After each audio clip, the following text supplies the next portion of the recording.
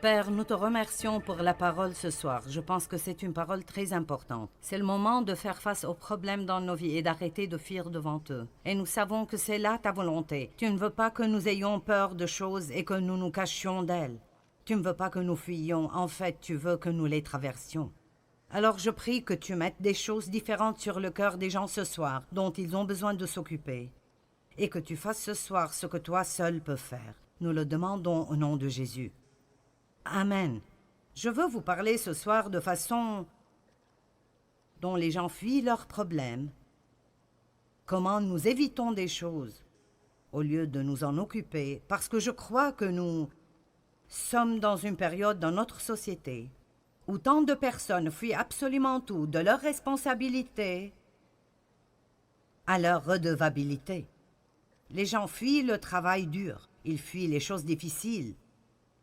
Ils essayent d'éviter les endroits difficiles, ils essayent d'éviter les gens difficiles, ils essayent d'éviter toutes sortes de peines. Ce n'est pas que quelqu'un aime la peine, mais il y a toujours un peu de peine dans le fait d'être libéré.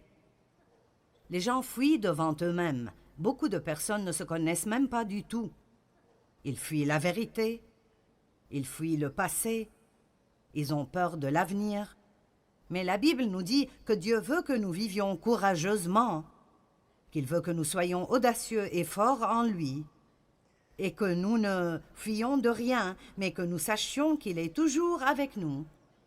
Et parce que Dieu est avec nous, nous pouvons faire face à tout ce à quoi nous devons faire face et traverser dans nos vies. Si vous croyez cela, dites Amen.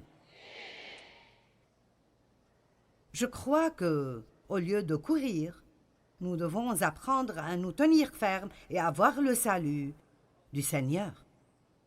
Il y a une chose intéressante à propos de la fuite, et je vais vous montrer dans la Bible pour vous le prouver, que quoi que vous fuyiez, Dieu vous ramènera éventuellement à cette chose ou cet endroit d'où vous avez fui, et vous devrez vous en occuper avant de vraiment vous améliorer. J'ai quelques personnes ici qui ont en fait été là parce que vous comprenez. Amen. Vous savez que mon père a abusé de moi sexuellement. Alors quand j'ai quitté la maison, j'ai pensé que c'était fini, puis j'ai réalisé que j'ai pris cela avec moi. Et que c'était dans mon âme, ça faisait mal. Je ne voulais pas y faire face. Donc effectivement, je fuyais parce que je ne voulais pas y faire face. Je ne voulais pas en parler, je ne voulais pas prier à ce propos, je voulais juste prétendre que ça n'existait pas. Est-ce que vous avez des choses dans votre vie, de votre passé ou même maintenant, et Dieu essaie de s'en occuper en vous, et vous avez juste développé toutes ces petites façons de juste prétendre qu'elles n'existent pas?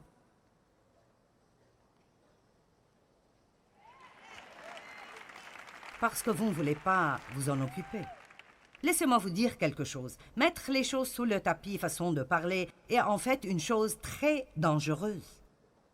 Juste parce que vous avez choisi de ne pas les regarder ne veut pas dire qu'elles ne sont pas là.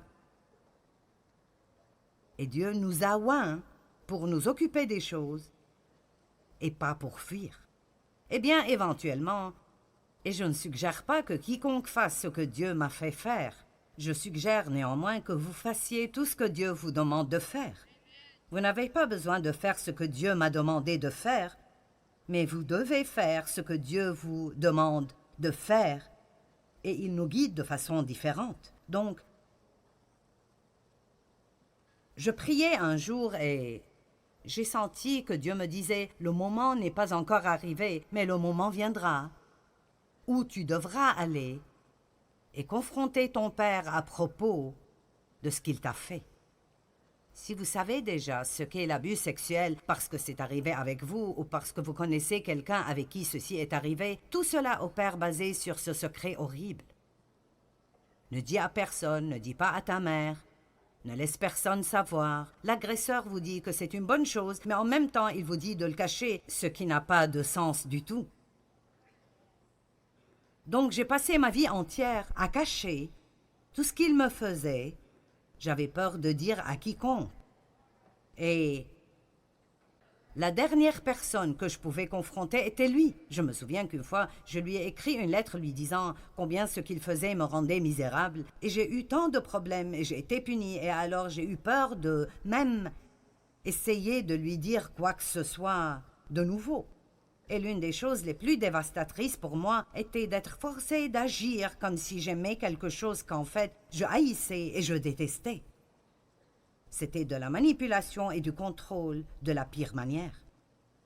Alors quand Dieu m'a dit que j'allais devoir aller et le confronter, et lui parler ouvertement à propos de ce qu'il m'avait fait et comment ça m'avait affecté, le fait même de penser à cela m'effrayait énormément, et c'était la dernière chose que je voulais faire. Et j'étais vraiment heureuse quand ce jour, Dieu m'a dit « Le moment n'est pas venu, mais il arrivera. » Et alors peut-être que je pourrais vous dire ce soir que Dieu veut juste que vous vous apprêtiez, au moins mentalement, pour que vous soyez prêts à vous occuper de choses dont vous devez vous occuper pour aller bien. Vous voyez, le fait est que vous ne pouvez pas fuir des choses et vous cacher et vraiment aller bien. Que ce soit un péché dans votre vie dont vous devez vous occuper avec Dieu, que vous ayez besoin de faire des restitutions à quelqu'un que vous avez vraiment peiné et blessé, peut-être que quelqu'un dans votre vie vous a vraiment maltraité, et il vit dans ce monde de fantaisie où ça ne l'a même pas gêné. Et pour son bien, vous devez retourner et d'une façon aimante vous asseoir et le confronter et lui dire ce qu'il vous a fait et comment vous vous êtes senti. Parfois, vous ne pouvez pas avancer sans cela. Et je sais que pas tous d'entre vous sont blessés, comme j'ai été blessée ou comme d'autres personnes ici ont été blessées. Mais je crois que ce que je vais partager avec vous peut être appliqué à chacun d'entre nous d'une certaine façon ou d'une autre, même les gens qui laissent les autres personnes les manipuler parce qu'ils ont peur de les énerver. Ne laissez pas quelqu'un d'autre voler votre vie parce que vous avez peur de leur dire « Tu n'as vraiment pas le droit de me contrôler et de me manipuler et je ne te laisserai pas continuer à le faire. » Quelqu'un peut dire « Amen » ? Nous voulons être sous l'autorité divine et être soumis, mais cela ne veut pas dire que vous laissez quelqu'un d'autre vous manipuler et vous contrôler et vivre votre vie pour vous. Nous devons vouloir plaire à Dieu et pas plaire aux gens. J'étais heureuse que Dieu ne m'a pas fait faire cela tout de suite parce que je n'étais pas prête. Je ne sais pas combien de temps est passé, peut-être 2 ans, et je passais du temps avec le Seigneur un jour, et je veux dire, juste au milieu de la prière, j'ai entendu le Saint-Esprit dire « C'est le moment ». Oh mon Dieu, eh bien, je tremblais tellement et j'avais si peur. Mais Dave est venu avec moi et je me suis assise devant mon père. Et ma mère était là et j'étais vraiment anxieuse à propos de ce qui allait arriver avec elle parce qu'elle avait déjà eu une dépression nerveuse, parce qu'elle ne s'était pas occupée de ses propres problèmes. Et je ne voulais pas la rendre malade de nouveau et je suis revenue à essayer de protéger une mère qui ne m'a jamais protégée. C'est plutôt intéressant, n'est-ce pas? Comment vous arrivez dans ces choses stupides? Me voici, en train d'essayer de la protéger, elle qui ne m'a jamais protégée. Et alors c'était une scène effrayante, mais je me souviens de l'avoir confrontée en disant « Nous devons parler de ce que tu m'as fait ». Et là, il s'est énervé et a commencé à hurler toutes sortes de choses. « Eh bien, tu voulais que je le fasse ?» J'ai dit « Ceci est ridicule, tu me contrôlais par la peur et je te haïssais et je haïssais chacune des choses que tu as faites avec moi. » Et donc, je lui ai juste dit « Ce que tu m'as fait m'a vraiment blessée et ça a vraiment causé beaucoup de problèmes dans ma vie.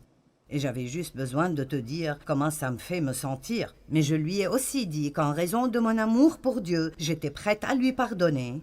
Mais je voulais qu'il s'en occupe pour qu'il puisse aller mieux et ne pas juste enfuir et s'en cacher. Eh bien, vous savez, ça ne s'est pas terminé comme j'aurais aimé que ça se termine, mais j'ai obéi à Dieu. Et alors une porte de liberté s'est ouverte pour moi, qui n'aurait jamais été ouverte si j'avais continué à laisser la peur de l'homme me manipuler et me contrôler. Dieu n'est pas content de nous quand nous avons plus peur de l'homme que nous avons une crainte révérentielle pour Dieu. Je ne dis pas d'avoir peur de Dieu, mais quand Dieu dit que c'est le moment de nous occuper de cela, c'est le moment de nous occuper de cela et nos vies ne marcheront pas bien si nous ne le faisons pas. J'ai dit cela ce matin et je le dirai de nouveau pour beaucoup d'entre vous.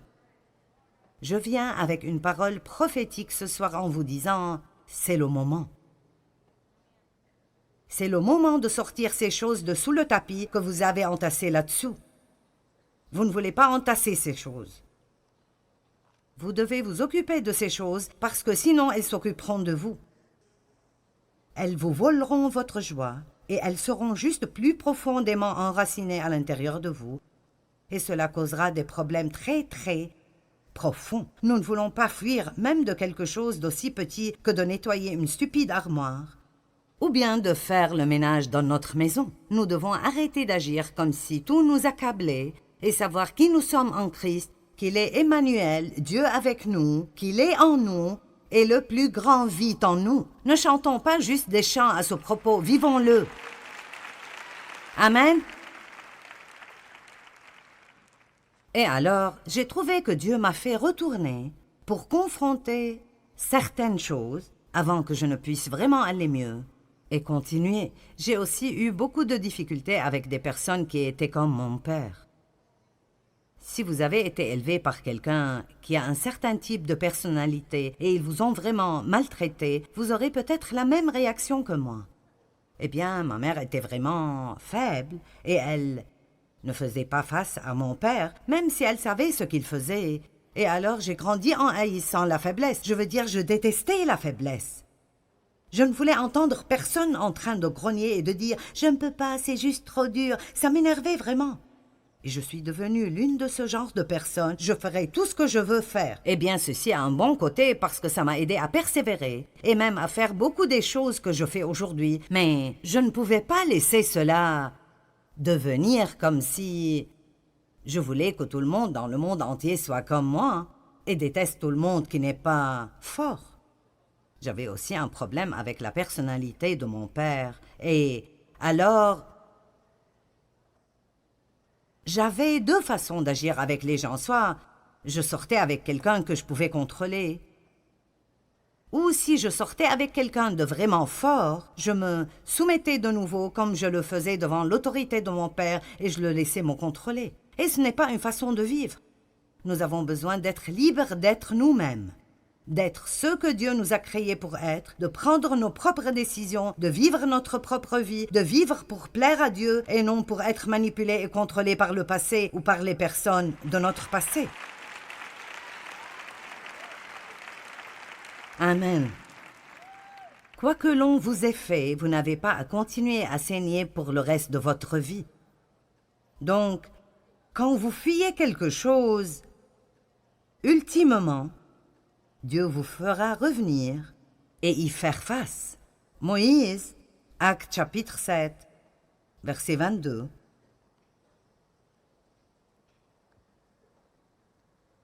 Moïse fut instruit dans toute la sagesse et la culture des Égyptiens, et il était fort et puissant en parole et en œuvre. Vous voyez, Dieu l'entraînait pour quelque chose qu'il allait faire des années plus tard.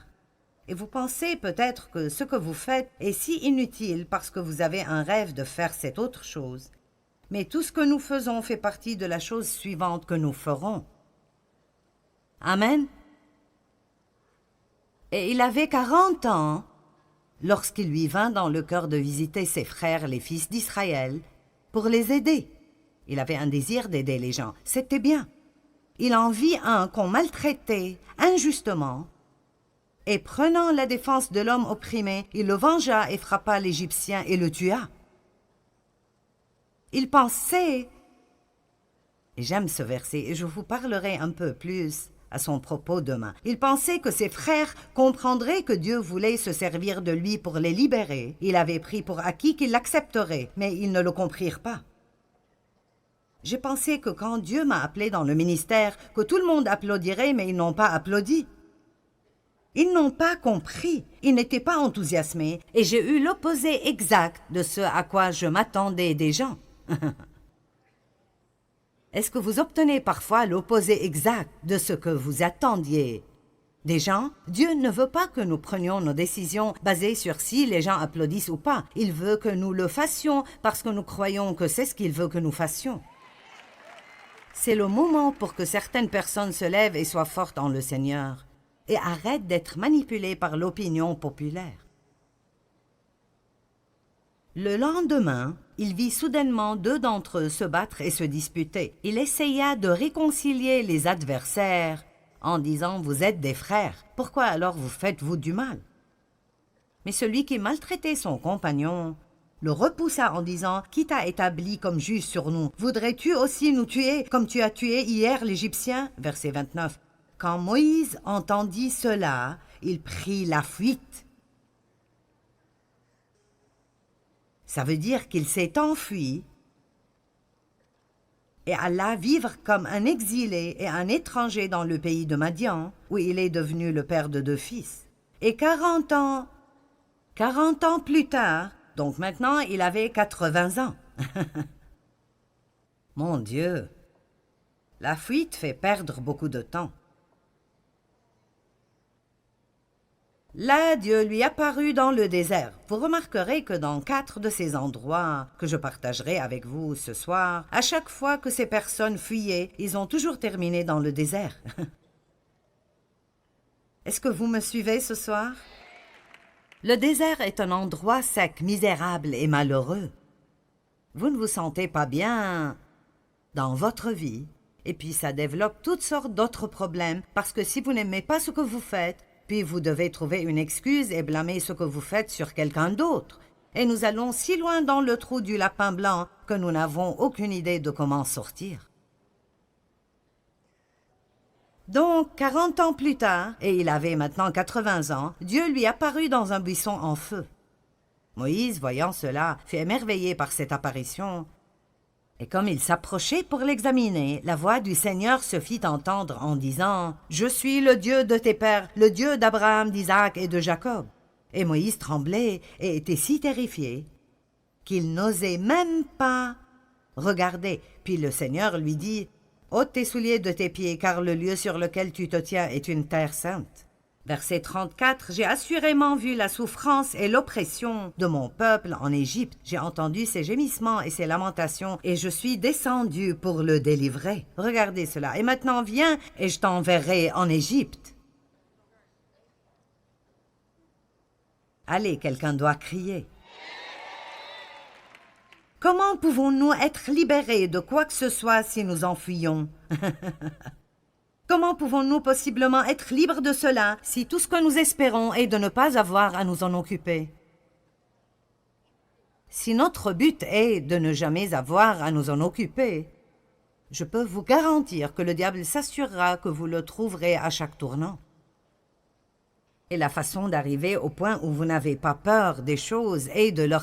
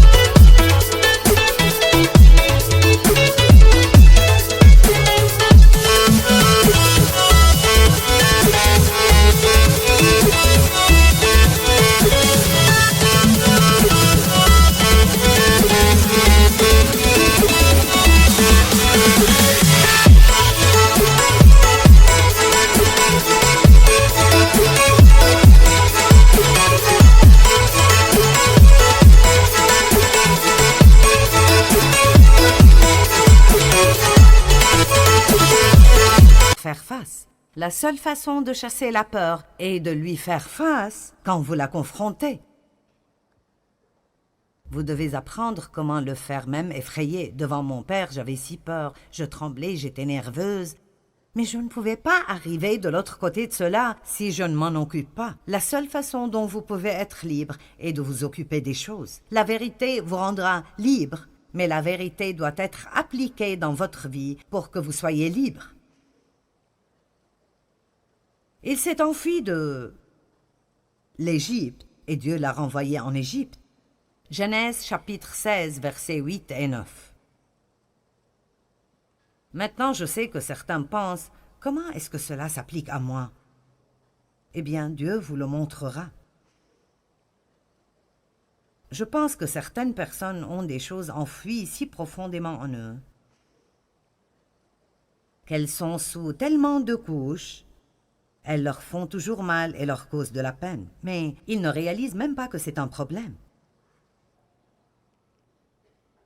Genèse chapitre 16, versets 8 et 9. Maintenant, ceci est une situation où Dieu a promis un enfant à Abraham et Sarah ne devenait pas enceinte assez rapidement. Et plusieurs années sont passées et elle était déçue, alors elle a trouvé cette idée très charnelle et lumineuse qu'elle ferait de sa servante, Agar, la femme secondaire de son mari. Et vous penserez que n'importe quelle femme serait plus intelligente que cela, mais elle ne l'était pas.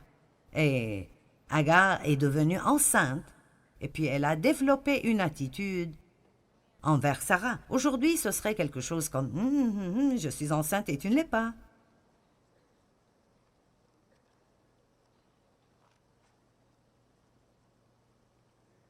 Alors Sarah est arrivée au point où elle ne voulait plus qu'Agar soit aux alentours.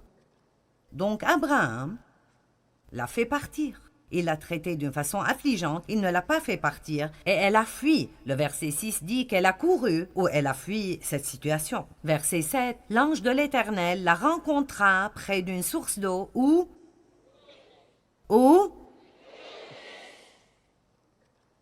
sur le chemin de Chour, il lui demanda, « Agar, servante de Sarai, d'où viens-tu et où vas-tu » Elle répondit, « Je m'enfuis. »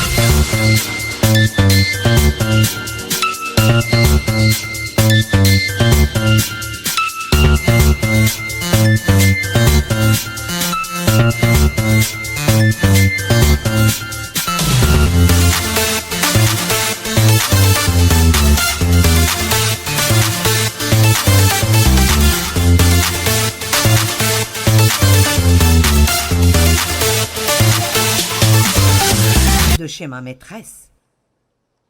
Et regardez ce que Dieu lui a dit. Il n'a pas dit « Je comprends, fuis vite ». Il est écrit « L'ange de l'Éternel lui dit « Retourne ».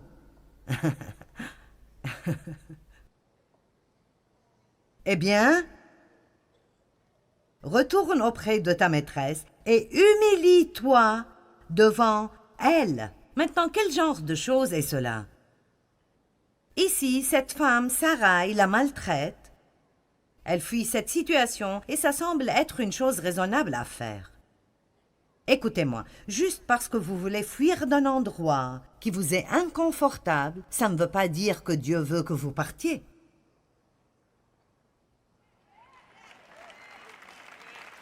Maintenant, nous sommes connectés.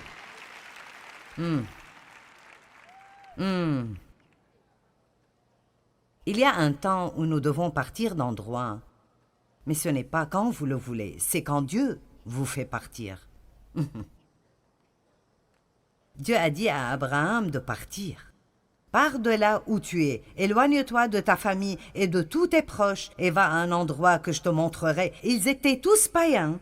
Et Dieu ne pouvait rien faire avec Abraham avant qu'il s'éloigne d'eux. Dieu vous dit peut-être de vous éloigner de certains amis non pieux. Il vous dit peut-être de quitter un travail où ils vous font faire des choses qui sont pécheresses. Mais il y a beaucoup d'autres moments quand nous laissons un endroit juste parce que nous ne sommes pas traités de la façon dont nous pensons que nous méritons d'être traités. Et peut-être qu'apprendre comment régler certaines de ces choses est exactement ce que Dieu veut et il nous a placés à l'endroit où il veut que nous soyons. Je travaillais dans un autre ministère pendant 5 ans et je ne sentais pas que j'étais traitée comme il faut. Et c'était dur, je veux dire au maximum, c'était dur. C'était l'une des choses les plus difficiles que j'ai faites dans ma vie entière, de ne pas juste me lever et d'après mon style de faire les choses, dire « je ne continue plus ».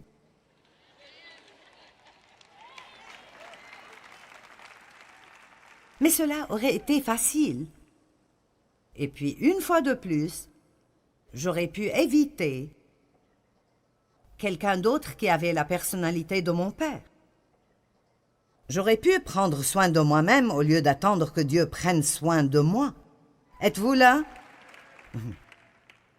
Et je savais dans les profondeurs de mes entrailles que Dieu ne voulait pas encore que je parte. Juste parce que vous voulez faire quelque chose, ça ne veut pas dire que vous pourrez le faire. Dois-je dire ça de nouveau? Juste parce que vous voulez faire quelque chose, ça ne veut pas dire que vous pourrez le faire. Si nous allons être vraiment soumis à Dieu, pensez-vous que c'était facile pour Dave de rester avec moi les premières années de notre mariage? Ça ne pourrait pas l'être. Et je ne pense pas que Dave a vraiment un jour sérieusement pensé partir, mais il est finalement arrivé au point où il m'a dit « Si tu continues d'agir comme tu agis, je ne suis pas sûre de ce qui va se passer. » Et ceci était en quelque sorte comme si Dave disait « Je pourrais très bien abandonner si cela continue. » Et je savais qu'il n'était pas le type de personne qui ferait des menaces.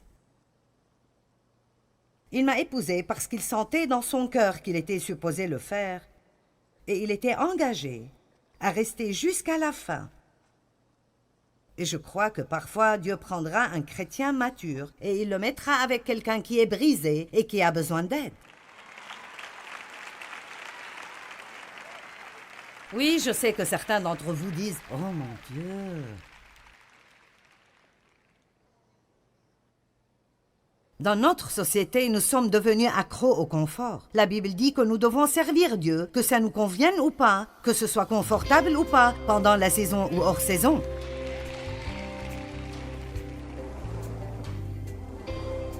Souvent, nous avons tous une tendance de fuir des choses auxquelles nous devrions faire face. Est-ce qu'il y a un géant dans votre vie auquel Dieu vous demande de faire face et maintenant vous fuyez devant lui? Eh bien, tenez-vous fermement et voyez le salut du Seigneur. Dieu veut vous aider, mais vous devez l'approcher dans la foi, pas la peur.